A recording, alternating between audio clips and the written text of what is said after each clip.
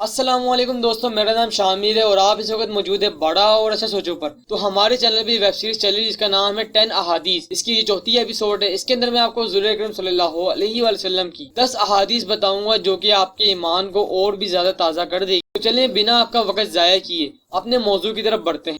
جب جنگ میں لوگ ایک دوسرے سے گھٹ جائیں تو کھڑے کھڑے نماز پڑھ لیں۔ اور ابن عمر رضی اللہ تعالیٰ عنہ نے نبی کریم صلی اللہ علیہ وآلہ وسلم سے اپنی روایت میں اضافہ اور کیا ہے کہ اگر کافر بہت سارے ہوں کہ مسلمانوں کو دم نہ لینے دیں تو کھڑے کھڑے اور سوار رہ کر جس طرح ممکن ہو اشاروں سے ہی صحیح مگر نماز پڑھ لیں۔ حدیث نمبر 2۔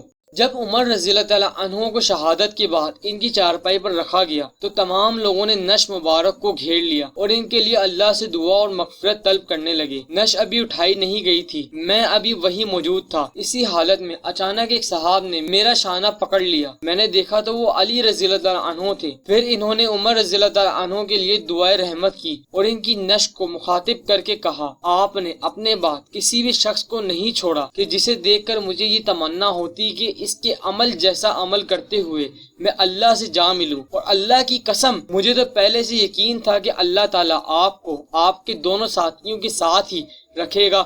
میرا یہ یقین اس وجہ سے تھا کہ میں نے اکثر رسول اللہ صلی اللہ علیہ وآلہ وسلم کی زبان مبارک سے یہ الفاظ سنے تھے کہ میں ابو بکر اور عمر گئے، میں ابو بکر اور عمر داخل ہوئے، میں ابو بکر اور عمر باہر آئے۔ سبحان اللہ۔ دوستو، اگر آپ حق چار رضی اللہ تعالیٰ عنہما کے متعلق احادیث جاننا چاہتے ہیں تو اس کے متعلق میں پہلے ہی ویڈیو بنا چکا ہوں۔ اوپر آئی بٹن، اینڈ اسکرین اور ڈسکرپشن میں ویڈیو کا لنک مل جائے گا، آپ چاہیں تو وہ ویڈیو بھی دیکھ سکتے ہیں تاکہ آپ کا ایمان اور بھی زیادہ تازہ ہو جائے۔ حدیث نمبر 3۔ انہوں نے رسول اللہ صلی اللہ علیہ وآلہ وسلم کو یہ ارشاد فرماتے ہوئے سنا کہ جب ایک بندہ مسلمان ہو جائے اور اس کا اسلام عمدہ ہو، یقین و خلوص کے ساتھ ہو، تو اللہ اس کے گناہ کو جو اس نے اسلام لانے سے پہلے کیا معاف فرما دیتا ہے، اور اب اس کے بعد کے لیے بدلہ شروع ہو جاتا ہے، یعنی ایک نیکی کی عوض 10 گنا سے لے کر 700 گنا تک ثواب، اور ایک برائی کا اسی برائی کے مطابق بدلہ دیا جاتا ہے، مگر یہ کہ اللہ تعالیٰ اس برائی سے بھی درگزر کرے اور اسے بھی معاف فرما دے، یہ بھی اس کے لیے آسان ہے۔ اللہ ہم سب کے گناہوں کو معاف فرمائے اور انہیں نیکیوں میں تبدیل کر دے،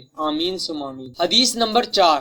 ایک شخص پہلے عیسائی تھا، پھر وہ اسلام میں داخل ہو گیا تھا۔ اس نے سورہ بقرہ اور آل عمران پڑھ لی تھی اور وہ نبی کریم صلی اللہ علیہ وآلہ وسلم کا منشی بن گیا، لیکن پھر وہ شخص مرتد ہو کر عیسائی ہو گیا اور کہنے لگا کہ محمد صلی اللہ علیہ وآلہ وسلم کے لیے جو کچھ میں نے لکھ دیا ہے اس کے سوا انہیں اور کچھ بھی معلوم نہیں ہے۔ پھر اللہ تعالیٰ کے حکم سے اس کی موت واقع ہوئی اور اس کے آدمیوں نے اسے دفن کر دیا۔ جب صبح ہوئی تو انہوں نے دیکھا کہ اس کی لاش قبر سے نکال کر زمین کے اوپر پڑی ہے۔ عیسائی لوگوں نے کہا یہ محمد صلی اللہ علیہ وآلہ وسلم اور اس کے ساتھیوں کا کام ہے، چونکہ اس کا دین اس نے چھوڑ دیا تھا، اس لیے انہوں نے اس کی قبر کھودی ہے اور لاش کو باہر نکال کر پھینک دیا ہے۔ چنانچہ دوسری قبر انہوں نے کھودی جو بہت زیادہ گہری تھی، لیکن جب صبح ہوئی تو پھر لاش باہر تھی۔ اس مرتبہ بھی انہوں نے یہی کہا کہ یہ محمد صلی اللہ علیہ وآلہ وسلم اور ان کے ساتھیوں کا کام ہے، کیونکہ ان کا دین اس نے چھوڑ دیا تھا، اس لیے اس کی قبر کھود کر انہوں نے لاش باہر پھینک دی ہے۔ پھر انہوں نے قبر کھودی اور جتنی گہری ان کے بس میں تھی کر کے اسے اس کے اندر ڈال دیا، لیکن صبح ہوئی تو پھر لاش باہر تھی۔ اب انہیں یقین آیا کہ یہ کسی انسان کا کام نہیں ہے بلکہ یہ میت اللہ تعالیٰ کے عذاب میں گرفتار ہے، چنانچہ پھر انہوں نے اسے یوں ہی زمین پر ڈال دیا۔ اللہ ہمیں اپنے عذاب سے اپنی پناہ میں رکھے، آمین۔ حدیث نمبر 5۔ رسول اللہ صلی اللہ علیہ وآلہ وسلم نے فرمایا کہ سب نمازوں میں اللہ تعالیٰ کے نزدیک پسندیدہ نماز داؤد علیہ السلام کی نماز ہے، اور روزوں میں بھی داؤد علیہ السلام ہی کا روزہ ہے۔ آپ آدھی رات تک سوتے، اس کے بعد تہائی رات نماز پڑھنے میں گزارتے، پھر رات کے چھٹے حصے میں بھی سو جاتے۔ اس طرح آپ ایک دن روزہ رکھتے اور ایک دن افطار کرتے۔ حدیث نمبر 6۔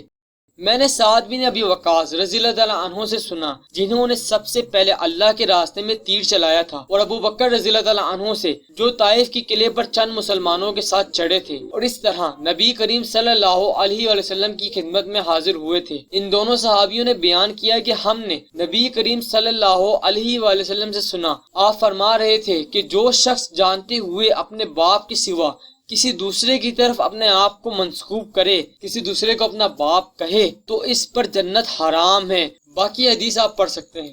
حدیث نمبر 7، ان سے ام المومنین عائشہ صدیق رضی اللہ تعالی عنہا نے بیان کیا کہ لوگوں نے کہا یا رسول اللہ، وہاں کے قبیلے ابھی حال ہی میں اسلام لائے اور وہ ہمیں گوشت لا کر دیتے ہیں، ہمیں یقین نہیں ہوتا کہ ذبح کرتے وقت انہوں نے اللہ کا نام بھی لیا تھا یا نہیں، تو کیا ہم اسے کھا سکتے ہیں؟ نبی کریم صلی اللہ علیہ وسلم نے فرمایا کہ تم اس پر اللہ کا نام لے کر اسے کھا لیا کرو۔ حدیث نمبر 8، حضرت ابو ہریرہ رضی اللہ تعالی عنہ نے رسول اللہ صلی اللہ علیہ وسلم سے روایت کی کہ آپ نے فرمایا، میری امت کے آخری زمانے میں ایسے لوگ ہوں گے جو تمہارے سامنے ایسی حدیثیں بیان کریں گے جو تم نے سنی ہوں گی نہ تمہارے آبا نے، تم اس کماش کے لوگوں سے دور رہنا۔ یعنی ایسی حدیث جو نہ ہم نے سنی ہوں گی نہ ہمارے آبا و اجداد نے، ایسے لوگوں سے حضور اکرم صلی اللہ علیہ وسلم نے فرمایا کہ دور رہا جائے۔ حدیث نمبر 9، رسول اللہ صلی اللہ علیہ وسلم نے سود لینے والے، سود دینے والے، اس کے دونوں گواہوں اور اس کے لکھنے والے پر لعنت بھیجی ہے۔ امام ترمذی کہتے ہیں عبداللہ بن مسعود کی حدیث حسن صحیح ہے۔ حدیث نمبر 10، نبی اکرم صلی اللہ علیہ وآلہ وسلم نے فرمایا، سچا اور ایمانت دار تاجر قیامت کے دن انبیاء، صادقین اور شہداء کے ساتھ ہوگا۔ اللہ ہم سب کو ایمانت دار اور سچا بننے کی توفیق عطا فرمائے، آمین ثم آمین۔ تو دوستو، امید ہے اس ویڈیو سے آپ کے علم میں ضرور اضافہ ہوا ہوگا، تو جلدی سے اس چینل کو سبسکرائب کر دیں آگے بھی ایسی منفرد اور معلومات سے بھری ویڈیو کی نوٹیفیکیشن سب سے پہلے حاصل کرنے کے لیے۔ تو چینل کو ضرور سبسکرائب کریں اور اس ویڈیو کو لائک کیے بغیر نہیں جائیے گا، اور اس ویڈیو کو اپنے دوستوں میں بھی صدقہ جاریہ کی نیت سے، تاکہ وہ بھی اس علم سے واقف ہو سکے۔ اگر آپ نئے ہیں تو اس سیریز کی پہلے کی ایپیسوڈ بھی آپ دیکھ سکتے ہیں، اینڈ اسکرین پر آپ کو پلے لسٹ مل جائے گی۔ Thanks for watching my video. اللہ حافظ۔